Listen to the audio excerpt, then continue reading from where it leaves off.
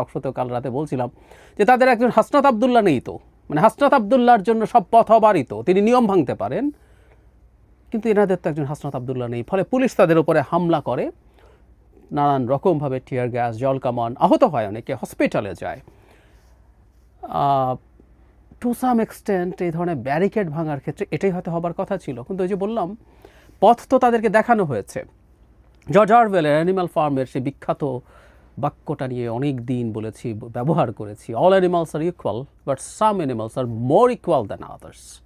হাসনাত আবদুল্লাহরা more equal, তারা শেষ বেষ্টনী, নিরাপত্তা বেষ্টনী ভাঙতে পারেন, এবং তার জন্য খুব জোর জবরদস্তিও না, মোটামুটি ছেড়ে টেড়ে দেওয়া হয়, তারপরে শাহবাগে যেতে পারেন, শাহবাগ ব্লক করতে পারেন।